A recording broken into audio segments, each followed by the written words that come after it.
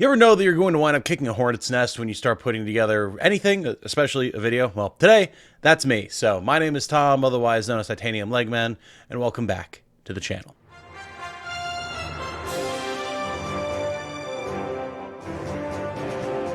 Hello everyone, if you enjoy what I do, including my coverage of turn-based strategy RPGs and fun little videos like this tier list or more serious news, strategies, etc., then a like on this video, a subscription to the channel, and potentially considering joining my Patreon or my YouTube members will be very much appreciated. It helps immensely, especially the people who contribute directly. You don't have to, but when ad revenue can be very up or very down, and right now it is very down, it helps so much to keep the channel running. Thank you. So today, Final Fantasy Tactics generic classes, not the busted unique classes that we all know are insane, alright, because those would pretty much all just be S tier, but all the generic classes in Final Fantasy Tactics, specifically the War of the Lions version that added a couple of classes. Simple concept, however, there's a couple stipulations and a couple rules of engagement for how we're going to be proceeding here. First off, we're going to go in order from pretty much the exact order that you unlock the classes, or at least how they're set up on the job wheel, in strategy guides, etc. We'll give a brief overview of what each class does, and then put it where it is going to go. There will be some consideration for particular combinations of a class and a different job's ability that maybe makes the class better than it would be normally, but the idea here is that from the moment that you're likely to have access to the class to the end of the game, how viable is it? How strong of a position will it hold in your team? And maybe does it start to fall off? If so, we can drop it down, that type of thing. Secondly, we have the calculator tier above S tier. You'll see it up at the top of the list right here. The reason I have that is for a few particular classes, like the calculator, that yes, are insanely busted and would absolutely be at the top of the tier list. However, they're odd cases because to get their full potential unlocked, it requires such an insane amount of grinding or setup that you could have very easily cleared the game 3 times over, and with classes that are far easier to use and get online. So it's a little bit awkward to say, well, yes, calculator is the best class in the game, because technically it is, but it just takes so long to get set up that it's not really worth it, and it's certainly not necessary. So classes like that are going to go in the calculator tiers. I don't feel like they really fit into the overall scope of jobs in Final Fantasy Tactics. So with those rules of engagement out of the way, we're going to start with Squire. Squire is one of your 2 starting classes. It is the physical-based class that is going to be the basis for all future classes going forward. It's relatively weak statistically, and it's got pretty poor skills, except for some absolutely vital support skills like Move +1 and a JP up.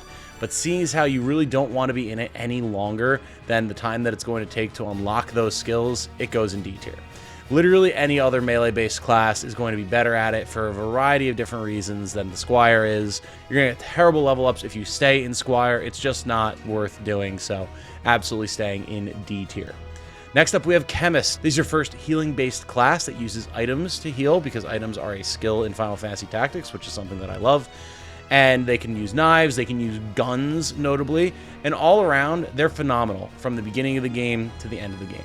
They're also the basis for any magic classes. You're going to want to have someone as a chemist if you want to get them into mages later on. Chemist, to me, is absolutely an S tier class. You can have a character start as a chemist at the very beginning of Chapter 1 and have them still be a chemist by the time you finish clearing Arbonne Monastery at the end of Chapter 4, and you will be happy. They always have versatility. Items are always good. Their built-in item finder and throw items are phenomenal. The ability to use guns that have 100% accuracy at insane ranges is just so useful. Chemists are phenomenal. I cannot overstate enough how much I love them. They are insanely strong. Use one. If you haven't played Final Fantasy Tactics, or you haven't played it in a while and you're planning on going back and playing it, Chemist is the way to go, man.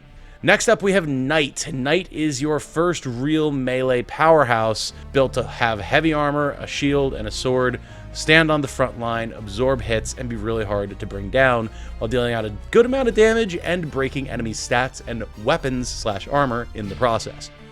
I really like Knights, But while they start out really strong, they definitely start to fall off by the end of the game. Can you use a knight to the end of the game? Absolutely. Pretty much any class except for Squire you technically can, but if you're going for raw melee damage and capability, there's certainly way better options.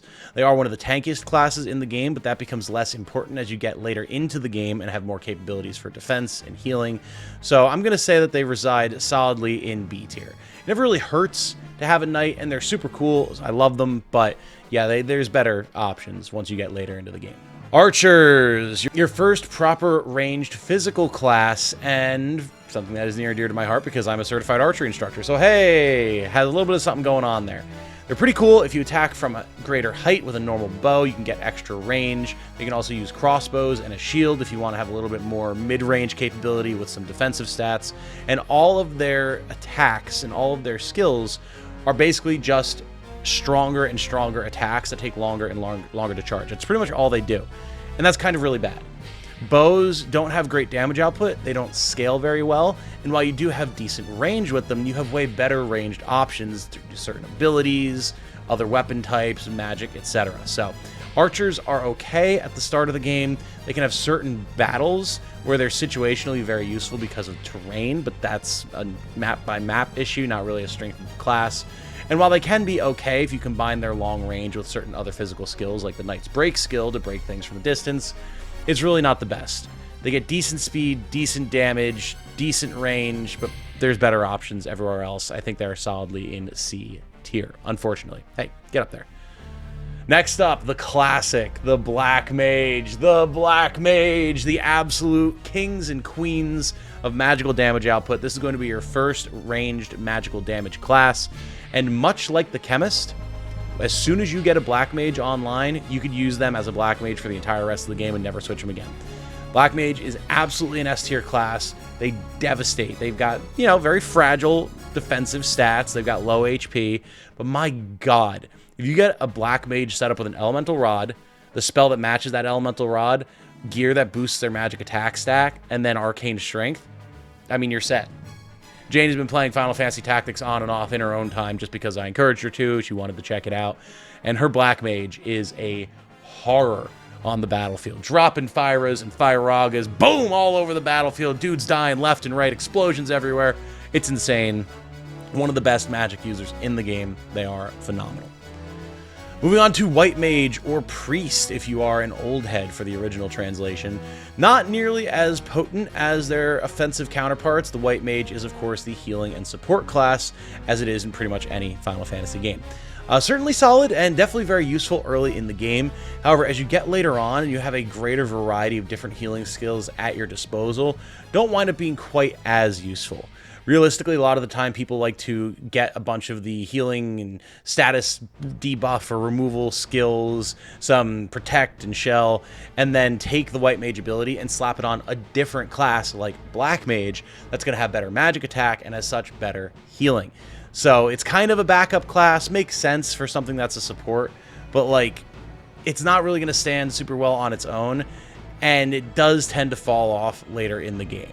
I'm still going to say that it's pretty A rank because the ability to get a lot of AoE healing at range, raise allies, cast Holy for big damage if you want, be able to put defensive buffs on, it's certainly quite solid, but it's not going to hold forever like the Black Mage is. Next we have Thieves, and Thieves are an interesting one. Thieves in a lot of games, are kind of like the rogue, your dodgy, crit-based class. It has a lot of speed, doesn't get hit very often, gets some good critical hits in, but folds if they get hit. Thief doesn't really have a lot of that damage and evasion. It has some evasion, but damage with daggers is pretty bad. It doesn't scale super well, and they don't have any skills that allow them to deal extra damage. Instead, what they do is steal things, exclusively. Gil, hearts, armor, accessories, weapons, and there's a lot of good to be had there. But anyone who's played Final Fantasy Tactics will tell you the main reason that you want a thief is to unlock later classes that require it, and then also to have someone who can go in and steal boss gear whenever you run into something that has high-level gear. Unless you're doing end-game grinding to get all sorts of crazy gear off of generic enemies, but the majority of the time, you're looking to steal fancy knight swords and perfumes and things like that. It's not really a great combat class. It's not a class that I would use specifically for combat, and it can hold its own while you're getting someone trained up in the class, but it really is not going to be great. I'm going to plop it straight in C tier with Archer, which ironically is the class you use to unlock it, so hey. Now, Monk. Monk is S tier. We don't even have to discuss it. We will, but like, Monk is S tier. Monk is insane as the next higher tier of physical damage dealer after things like Knights. And they're very interesting because their primary attack scales off of their Brave stat, including their physical attack. Like, their physical attack is important, but you want high Brave on a Monk. And the higher your Brave, the more ridiculous their weapon scaling and their damage becomes. The ability to use martial arts innately allows them to have other support skills like equip heavy armor or other such things. And the damage output and versatility that they have is just insane.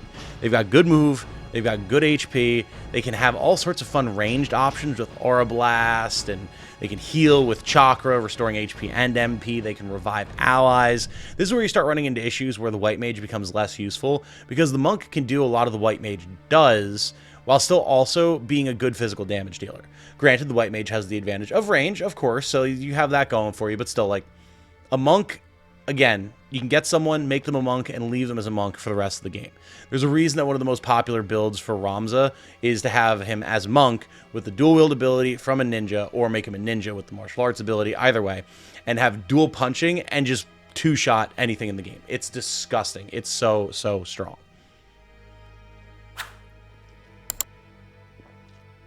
Next up, we have Time Mage, and I have strong feelings about Time Mage. I think Time Mage is going to go squarely in B because what it does is really good, but a lot of the options that it has don't actually wind up being useful.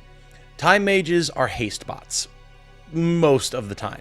You unlock haste, which is one of the, I think actually the cheapest spell that you can unlock in Time Mage, and then you just run around spamming haste on your team for the rest of the time that you have that character as a Time Mage. That's it. That's all there is to it. Yeah, there's other stuff you can cast. You can cast Slow, you can cast Stop, Gravity, Meteor, always a fun one, Reflect, different things like that you can do, but the issue is you just make everyone fast and then tear them apart with other characters while the Time Mage continues to make them fast. That speed advantage is just absolutely insane, especially because it hits in an AoE and it casts extremely quickly. Everything else is pretty much unnecessary. Now, the other thing that makes Time Mage really nice is the fact that you can unlock the Swiftness ability, a support ability that reduces the charge time for spells, abilities, things like that. So you kind of wind up in this situation again where, much like White Mage, Time Mage is something that you dip into for a little while, get Swiftness for any casters or anything with a long charge time that you're trying to use, potentially pick up Haste and maybe a couple of other spells if you feel like it, to slap on another class, another type of support character, and then ditch Time Mage. You don't have to. They're certainly viable all the way up through the game, but you avoid better options, and their classes' special abilities are far better on other jobs. So I love Time Mages. I love their design. I love what they do. It was one of my favorite classes in the game when I was a kid, but doesn't really have the same oomph anymore that it used to. So solidly B tier. I feel pretty good about that. Next up, Mystic. This is where I might annoy some people. Mystic is an A tier class. Fight me about it. So Mystic is interesting. Mystic is a ranged enemy debuff class. Lots of paralysis, blindness, poison, other such effects, HP and MP drain, that are going to kind of harry your foe and not directly blow them up, but make it a lot harder for them to do certain things. And a lot of people are of the opinion that it's better to just run a Black Mage and just blow them up. And while that can be the case sometimes, what's nice about an Oracle or a Mystic is the fact that they can actually do melee combat and have these ranged kind of disruption spells. And when you have certain types of enemies that can be pretty nasty but are vulnerable to those effects, but maybe you can't quite blow up immediately with a Black Mage, that's where the Oracle becomes really nice. Being able to paralyze something, blind it, keep it from running at you, reducing its faith, reducing its bravery, and then running up with a 2-range stick and jabbing the crap out of them because it scales off of your magic attack, not your physical attack, that is choice. Combine that with the fact that you get things like your MP shield and your water walk and like fun utility pieces like that granted are better on other jobs, but still, the Mystic actually can hold its own for the entirety of the game. keep its magic attack up, slap things with poles, throw around status effects. It's not going to be the single most effective thing that you can do, but it's far better than people give it credit for, and I love it as a class. Now, speaking of classes that I love, Dragoon, Lancer. Job, big stick. Big poke with big jump and big stick. It's a very simple class, and that actually kind of winds up coming to its detriment. Lancers and Dragoons are super cool because they have all the tankiness of Knights for the most part, with a 2-range weapon type with spears, while still being able to have shields, and then also having the jump ability that allows them to jump on an enemy from a great distance and deal a ton of damage to them after they land. It's not immediate, it takes some time for them to land, and you have to actually time when they're going to drop in the hopes that you actually land on the enemy before they move, because if they move, you miss and you wasted your turn. It's a very high risk, high reward kind of gameplay style that if you can figure out what the right timing is, you can do a lot of damage, but it's oftentimes not worth it. Different things can happen, different things can change. You can wind up missing your attack, an enemy can block it. It deals good damage, but not like insta-kill damage, which is kind of what you want from a skill like that. It's a little tough to recommend, as much as I think it's the coolest thing ever, and definitely thought it was the coolest thing ever when I was a kid. We have way better iterations of Dragoons in other Final Fantasy games, especially in Final Fantasy Tactics Advance, where they have jump and then elemental breath attacks and other fun stuff like that. So they're a little disappointing in FFT. I still like them, and they're still a very solid damage dealer. I think they're very solidly a B class, but they're limited, and if you can't get their jumps to work, especially with how long it takes to unlock all of the skills that you need to get all the different ranges, it's not the great. It's not the greatest. There's better options, for sure. Geomancer. This is another one that might trigger some people a little bit. Geomancer, roll. Mixed ranged magical damage, melee physical attacker. It's a little bit of a strange combination, and the idea being that each of their spells are actually a free cast geo effect that will change its damage type and what potential status effect it puts on based on what tile the Geomancer is standing on. It is very long range, it doesn't require any charge time, and the damage is fairly low, but it does hit an area, and you do get a lot of very useful status effects, like your basic grass Tanglevine cast from all like basic plants, flowers, grass, plains, terrain, that type of thing. Hits for a good amount of damage and can stop enemies. That's insane. That is so strong. For something that you can cast for free at huge range and still deal damage with, it's not bad. And while Geomancer's magic damage might not seem great at first, it's never going to compete directly with a Black Mage. What's nice is it does actually scale decently well if you lean into your Geomancer's magic attack, or if you put Geomancy on a Black Mage. Combine that with the fact that they actually do have pretty solid physical attack stats. Accommodate for the fact that it takes a while to learn all the Geomancies, so you may very well find yourself in situations where you just don't have a tile you can get to that actually allows you to cast your class's one ability, so that really sucks when it happens. But Geomancer is a very solid class. I don't think it's any better than B.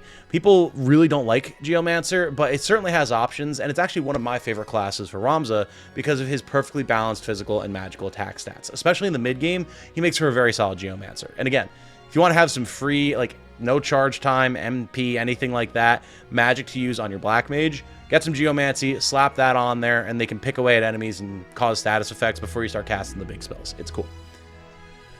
Next up, we have the Mediator. This is an interesting one. Mediator is one of the most unique classes in the game, as its entire goal is to just talk enemies down and talk allies up.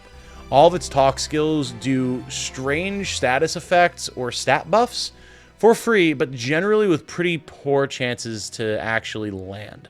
The most notable thing about the Mediator, other than the fact that they can use guns, which is always a solid choice for any class that can use them and actually can get the skill equip gun that you can then put on other classes, which is a lot of fun, is the fact that the Mediator can actually be used to persuade enemy targets and monsters to join your cause. This is a permanent persuasion. So if you have a Mediator or someone with the talk skill that you've learned from that job and equipped on whatever they're using now, you can go up to an enemy on the battlefield and try to persuade them to join you. It's generally a pretty low chance to hit. I think the highest I've ever seen is like 40%. If you've got bad Zodiac alignment, it's like 10%. It's rough. But you can get that character to join you. They will function as a guest for the duration of the battle, and then I believe so long as they survive, they will then offer to join you as a fully playable character, bringing all of their gear, skills, and everything else with them to your team. This is a lot of fun, and it can be a really nice way to get some powerful gear and potentially fill a hole in your army if there's like a class that you've seen that you don't have access to yet, but that the game has now shown you, which a lot of times happens for new classes. You'll fight them before you get the chance to unlock them yourself, unless you really know what you're doing and have ground a lot, but whatever. That can be a nice way to fill out those gaps, but it's very niche. And the other Mediator talk skills, not the best. Like, yeah, you can raise Brave, you can raise Faith, which is really nice. It's good to slowly grind those over time. You can potentially put enemies to sleep, different things like that, but typically there's easier ways to achieve the effects that the Mediator brings to the table while having a more capable combat unit in the process. The ability to sit in the back and snipe away with a gun while you do these talk skills is certainly nice, but it's a pretty niche option. I'm going to say that, honestly, it barely sits above D. It's C, but it's going to be like bottom of C for sure. It's rough. Next, though, Summoner, one of the most iconic classes in Final Fantasy Tactics because of its very distinct unicorn headband and green cloak. Super, super cool class. Allows you to summon the power of the gods to rain down fury and chaos upon your foes in a distressingly large area that can catch most of the enemy team if they're kind of not properly spread out and deal a good amount of damage. The big thing with Summoner is that their spells cost a lot of MP and they tend to take a lot longer to charge, while not necessarily dealing as much damage as more focused, smaller spells like those brought to the table by Black Magic. That said, you get a wide array of elemental effects, far more different elements than you would get with Black Magic, things like earth and water and that type of thing, as well as like your normal lightning, ice, fire, etc. And you get that bigger area of effect, and you can get support skills as well. Things like Golem that will actually block a certain amount of physical damage for the team when anyone's affected by it. Carbuncle that can put reflect on your whole team. Big AoE healing. There's nice options there. And then also big AoE damage with big spells like Bahamut and Cyclops. The big thing with Summoner is just that charge time. It can be really tough to actually get a spell to go off. And by the time it goes off, have the enemies that you wanted to hit still be in the area that you wanted to hit them. If you have swiftness, you have good spell casting time, and maybe you've been able to like slow enemies, things like that, it could certainly work. It's not a bad option at all, and you're more than happy to have a Summoner on your team by the time you get access to them. But I don't think they're quite S tier. A tier feels like a really good spot for Summoner. They're very good, don't get me wrong, but over the years, as I've just replayed the game, I've always found myself gravitating back towards things like Black Mage that are simpler and more effective, and a lot of times that's what you want. Now, we're getting into the end game here, and we start it with ninjas. Ninjas are S tier. We'll talk about why. Ninja roll, damage, and a lot of it. Range damage, melee damage, dual wielding, being a horror on the battlefield, especially if you're trying to defend a character that is too stupid to defend herself and will get blown up by cadres of ninjas. Ninja is pretty much the pinnacle of melee damage dealers. They're the class that gives you the ability to dual wield weapons for all of the insane damage that implies, because you get full damage with both weapons.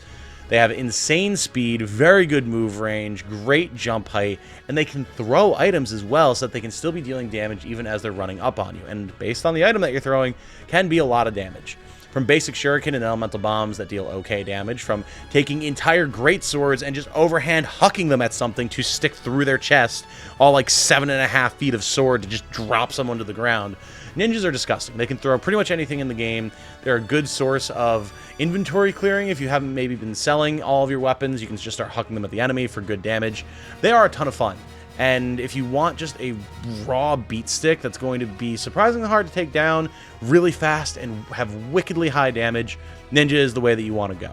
They're pretty simple, but they're just insane killing potential, and the fact that they can give dual wield to any of your other jobs, including things like, oh, I don't know, Knight, that allows you to dual wield Knight swords, which is insane, makes it an absolutely phenomenal job. No questions asked. Next up, we have Samurai, and I love it. This is actually one of my personal favorite classes in the game nowadays, but I don't think I can in any good faith put it in S tier, because it is it's just weak enough to fall out of that point. But what is the actual class identity here? What does this job do? Again, like the Geomancer, good physical melee range damage with a surprising amount of versatility and damage in sort of mid-range magical effects.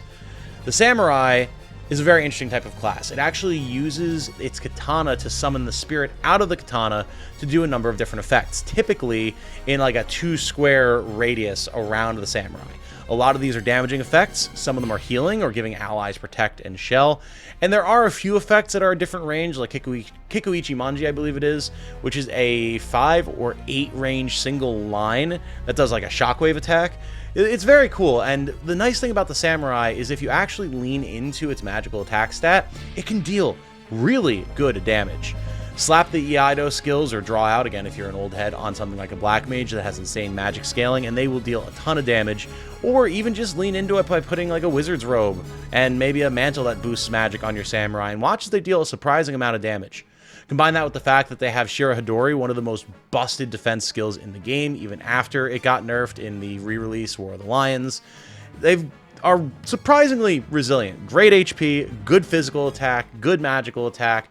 These are great all-rounders, and it's where I typically wind up having Ramza end up if I'm not doing anything fancy with him. He makes for a very, very good Samurai. If you've not messed around with Samurai too much, I highly suggest that you do so in the future. They're a ton of fun to use and add a lot of versatility to the team.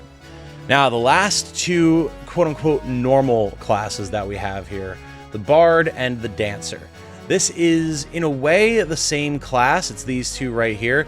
The Bard is the male version, and the Dancer is the female version, and they have very similar roles and very similar effects. The Bard sings, and the Dancer dances. Shocker, I know. The goal is to use a song or a dance, and then stick your Bard or your Dancer in a corner away from the enemy, and just let them do their thing. Every time that their turn would come around for the ability to trigger whatever effect you chose, it will trigger again automatically for free and just keep doing it over and over every time their turn would come around.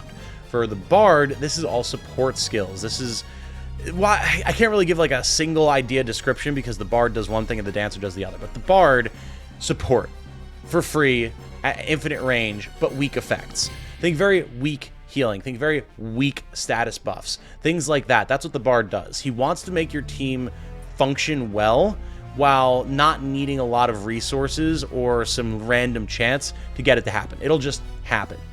It's not always the most useful effect is the problem, and it takes a whole character, one out of the typical 5 that you can get out of your roster, someone that could be dealing more damage or having a more powerful support effect.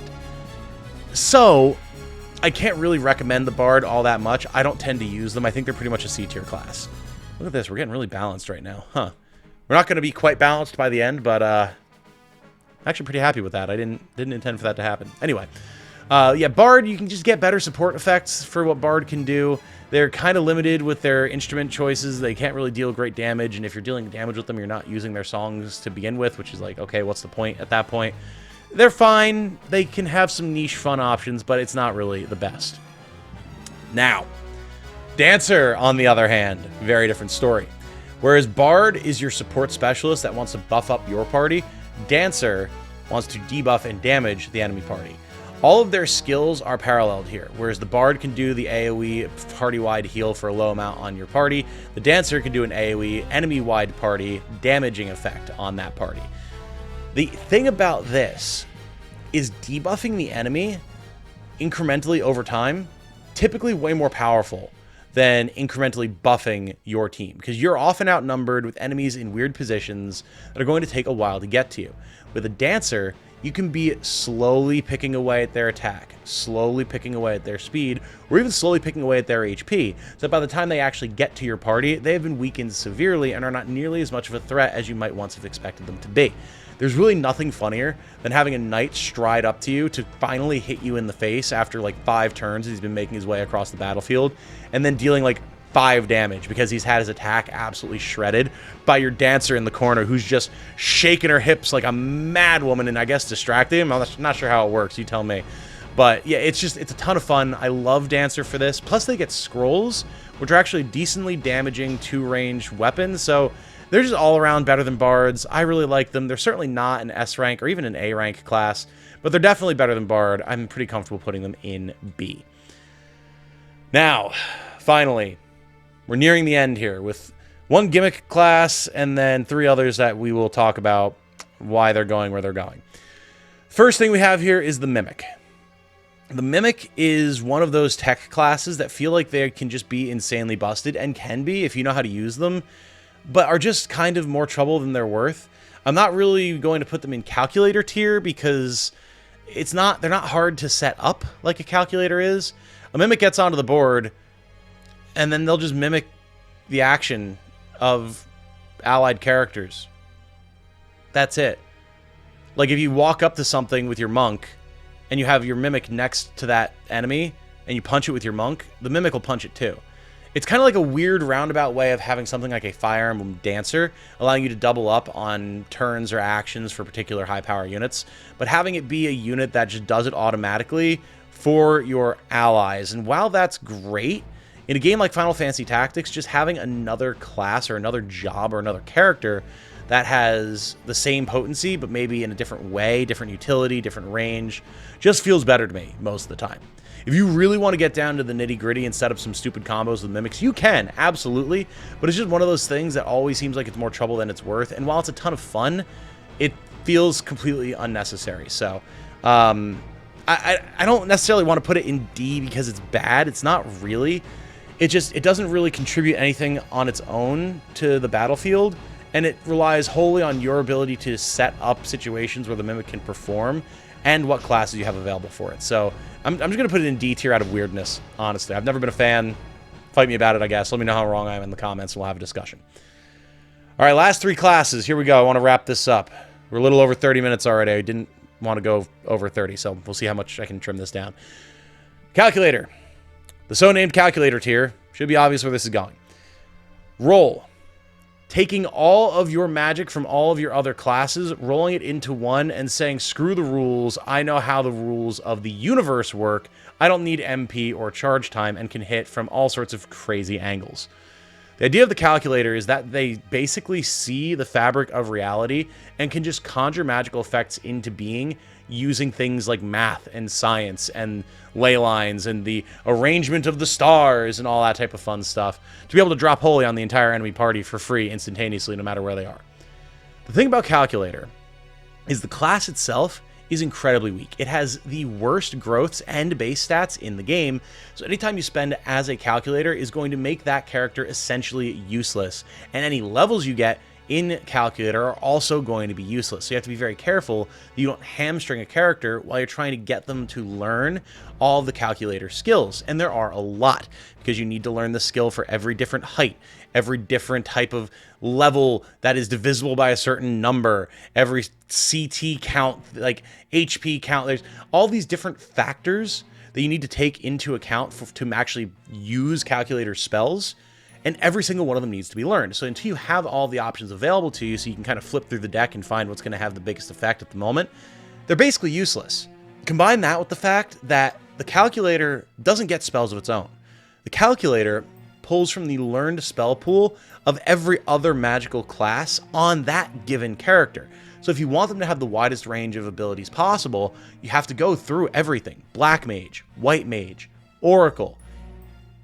You can see where this starts to become a problem. It's insanely strong once you have it online.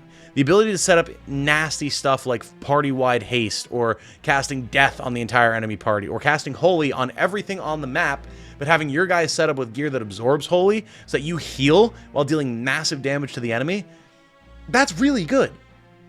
But again, by the time you get it set up, what's the point?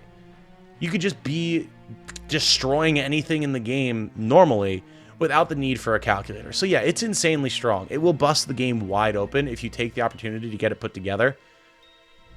But it's just kind of boring and broken and takes way too long to set up. So it goes in calculator tier. It's technically insanely strong, but it just doesn't really fit.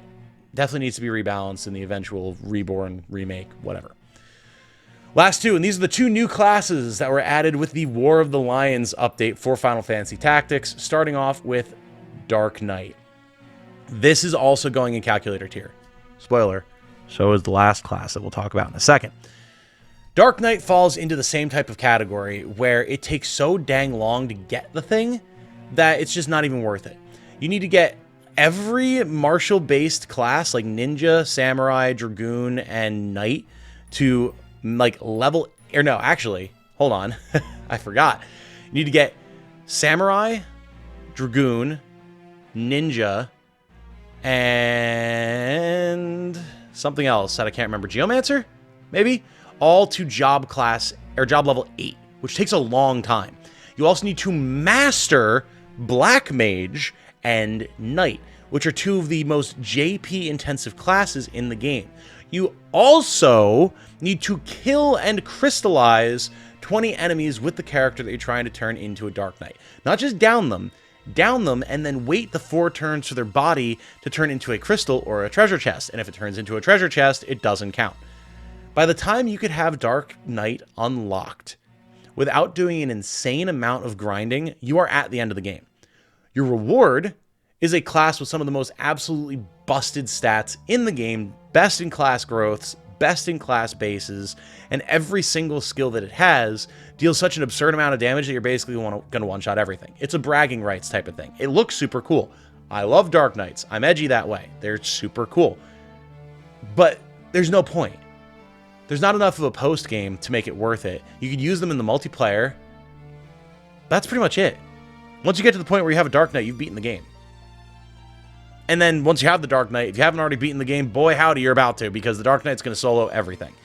It's just one of those things. It's fun. It's cool to do. It's nice to have there for veteran players to unlock a cool new thing. But it's calculator tier, man. It's not needed. It's insanely busted, and the effort to get it isn't worth it in the slightest. Finally, Onion Knight also belongs in calculator tier. This is the second of the 2 new generic classes that were added to the game, and it's not as hard to unlock. You get, I think it's just Squire and Chemist to job level 8, and there you go, you have Onion Knight. What's the problem? Onion Knight is terrible. Its stats are abysmal until the character, I can't quite remember off the top of my head. You either have to get every class or every job to level 8, which takes forever, and then the class's skills go through the roof, or you need to get every job mastered, which is an insane effort, an insane investment of time just to be able to achieve. Then it becomes the strongest basic attacker in the game, especially if you get its gear from multiplayer, which is another whole grind. But it doesn't use skills. You just run around and slap stuff with your sword, if I'm remembering correctly. It's hard for me to distinguish sometimes between Onion Knight in FFT War of the Lions and then Chocobo Knight in FFT A2, which also has its own weirdness. But either way, like, if you thought that you were going to be doubly done with the game by the time you got Dark Knight, you're going to be quadruply done with the game by the time you have Onion Knight in a usable state. Like, it's cool to see. It's a nice throwback to some of the other older Final Fantasy games like Final Fantasy III, where you actually had Onion Knight as a job, and it was a ton of fun to use. But yeah, not here. Not here. Once you got it going, cool. I mean, enjoy your thermonuclear bomb. Drop Sarbamba onto the battlefield and laugh as the basic thieves and squires crumple at their sheer might. Until you get to that point, it sucks, and the amount of effort it takes to get there, not worth it.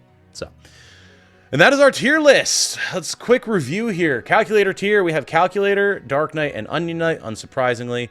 In S tier, Chemist, Black Mage, Monk, and Ninja. I'm totally comfortable with all of those. A tier, White Mage, Mystic, Summoner, and a Samurai. We're going to drop Mystic to the bottom of this just to kind of signify that it's like, it's good. Probably not as good as these, but I think it still deserves A. In B tier, the solid middle of the road. You're not unhappy to have these, but there's better options. Knight, Time Mage, Dragoon, Geomancer, and Dancer.